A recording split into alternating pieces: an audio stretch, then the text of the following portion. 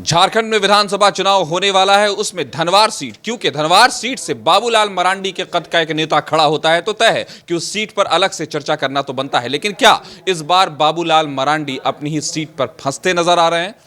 मैं काशिफ मलिक कशिश न्यूज के digital platform पर स्वागत करता हूं आपका। हम बात करने वाले हैं बाबूलाल मरांडी के फंस जाने की, उस सीट पर जहां से वो चुनाव लड़ रहे हैं। इस पर पूरी चर्चा के लिए हमारे साथ हमारे वरीय सहयोगी आशुतोष जी हैं। आशुतोष जी, जिस तरह से धनवार में बाबूलाल मरांडी खड़े हैं और बाबूलाल मरांडी क्या वहां से फंस गए हैं? क्या वो चुनाव वहां से लड़ने का उनका फैसला जो है वो उनको हरा भी सकता है, असेंबली में जाने से रोक सकता है? क्या इस तरह के हालात पैदा हो गए हैं? देखिए, दो पॉइंट ऑफ व्यू से, यानी कि फंस गए भी हैं या शायद मैदान भी खुला है, दोनों चीज़ें कही जा सकती है। अब आधा ग्लास जैसे पानी भरा हुआ कहिए या आधा ग्लास खाली कहिए, उस लिहाज से दोनों परिस्थिति से हम अवगत कराते हैं कि क्यों फंस गए हैं और क्यों मैदान खुला है उनके लिए। फंस इसलिए गए हैं, कहा जा रहा है कि वहाँ पर एक निरंजन राय हैं जो बतौर निर्दलीय चुनाव मैदान में कूद पड़े हैं और उनको पिछले दिनों निशिकांत दुबे भी समझाने आए थे, लेकिन वो नहीं माने और अभी मैदान में डटे हुए हैं। दूसरी बात, जो वहाँ से जो अगर तस्वीर पैमाना है, भीड़ पैमाना है, तो निरंजन राय के नामांकन में, नॉमिनेशन में जो भीड़ देखी गई, वो भी शायद ये इस्टेब्लिश करता है कि शायद बाबूलाल मरांडी कहीं फंस तो नहीं गए। जाहिर तौर पर, और चूँकि बैकग्राउंड है बीजेपी का ही, निरंजन राय का भी समाज सेवा से जुड़े रहे हैं और ये भी कहा जाता है कि वो बाबूलाल मरांडी के बहुत क्लोज में से थे। एक चर्चा, एक खबर ये भी सामने आ रही थी कि गिरिडीह से शायद बाबूलाल मरांडी को लड़ने के लिए कहा गया था, या निरंजन राय या उनके समर्थक चाह रहे थे कि वहाँ से लड़ जाएं और यहाँ से रविंद्र राय या फिर निरंजन राय। लेकिन धनवार सीट पर ही बाबूलाल मरांडी, पार्टी का फैसला हो या फिर ये प्रदेश अध्यक्ष हैं तो इनका भी डिसीजन हो सकता है। वो शायद उनको लगा होगा कि गिरिडीह से कहीं शायद कुछ अच्छे रिजल्ट ना आए। चूँकि 2014 में गिरिडीह और धनवार दोनों सीट से चुनाव लड़ा था बाबूलाल मरांडी में और दोनों ही सीटों पर हार मिली थी बाबूलाल मरांडी को। उस समय रघुवर दास की सरकार बनी थी और जेबीएम के टिकट पर, जेबीएम इनकी ही पार्टी थी, झारखंड विकास मोर्चा प्रजातांत्रिक, उसी के तहत चुनाव लड़े थे। हालांकि 2019 में धनवार से लड़े तो जीते, यानी कि अभी निवर्तमान विधायक हैं वो, और मुख्यमंत्री के अगर कहा जाए बीजेपी में सबसे प्रबल दावेदार हैं तो वही हैं।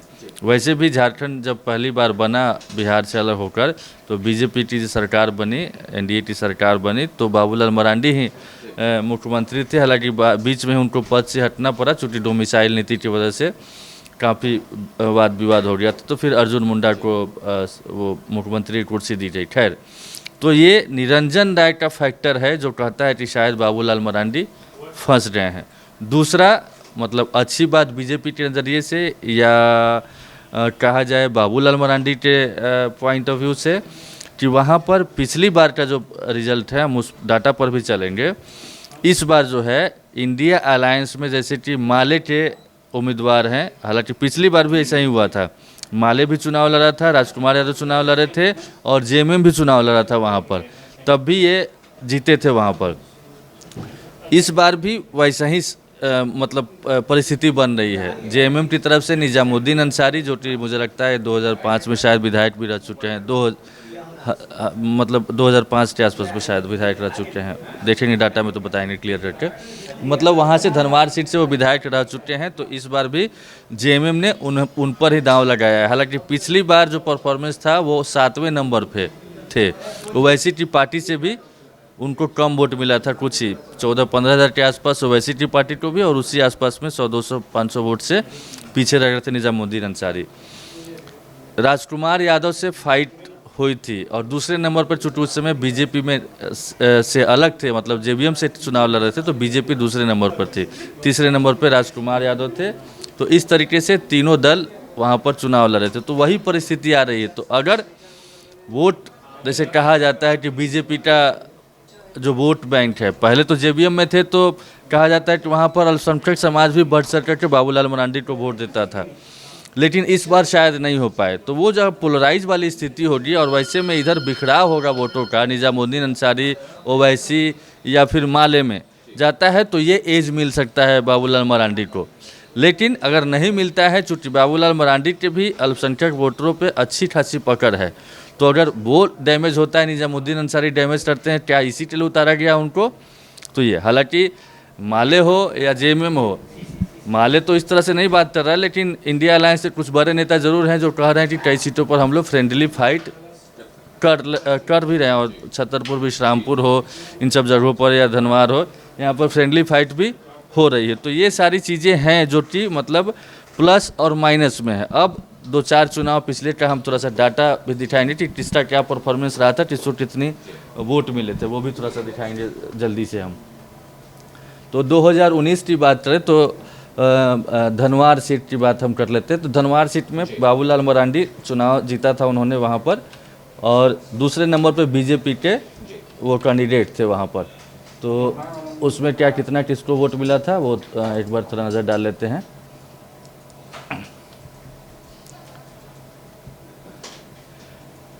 बाबूलाल मरांडी को 52,352 वोट मिले थे। 17,550 वोटों से उन्होंने चुनाव जीता था। दूसरे नंबर पर बीजेपी के रहे थे लक्ष्मण प्रसाद सिंह, इनको 34,802 वोट मिले थे, और राजकुमार यादव को 32,245 वोट। जबकि इंडिपेंडेंट एक हैं अनूप कुमार, उनको मिला था 22,624, और मोहम्मद दानिश है AIMIM के, इनको 15,416, और निजामुद्दीन अंसारी JBM के हैं, इनको 14,432 वोट मिले थे। अब 2014 की बात करते हैं तो राजकुमार यादव यहाँ से चुनाव जीते थे, 50,634 वोट मिले थे। दूसरे नंबर पर बाबूलाल मरांडी रहे थे, 39,922 वोट मिला था। तीसरे नंबर पर बीजेपी रही थी लक्ष्मण प्रसाद सिंह, 31,659 वोट मिला था।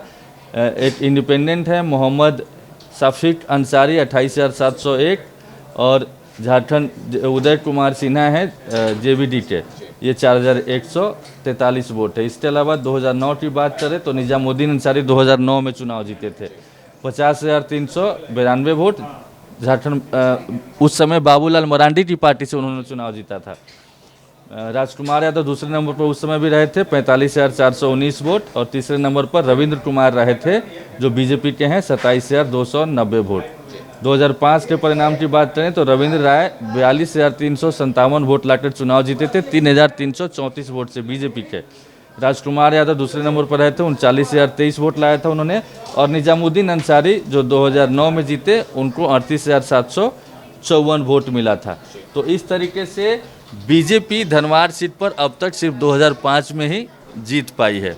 हालांकि इस बार बीजेपी के सिंबल पर बाबूलाल मरांडी लड़ रहे हैं, तो क्या वो अपनी सीट बचा पाएंगे, ये देखना दिलचस्प होगा। और दोनों पहलू हमने देखा कि एज भी है और फंसते हुए भी नजर आ रहे हैं। तो धनवार सीट है जिसमें बाबूलाल मरांडी जैसे कद का नेता है, उसके फंसने की बात हो रही है, लेकिन तय है कि फैसला तो वोटिंग के बाद ही आएगा। फैसला तो उस दिन ही आएगा जिस दिन सर पर किन के ताज चढ़ता है, ये देखा जाएगा। लेकिन फिलहाल धनवार में जो राजनीतिक कयास लगाए जा रहे हैं उसमें बाबूलाल मरांडी कहीं ना कहीं फंसते तो नजर आ रहे हैं। आप क्या सोचते हैं इस बारे में कॉमेंट सेक्शन में हमें जरूर बताएं, और अगर आपने अभी तक हमारे चैनल को सब्सक्राइब नहीं किया तो जरूर कर दें, और अगर आपने अभी फेसबुक पर हमारे इस प्रोग्राम को देख रहे हैं तो हमारे पेज को लाइक करना ना भूलें। बने रहिए कशिश न्यूज़ के साथ। नमस्कार।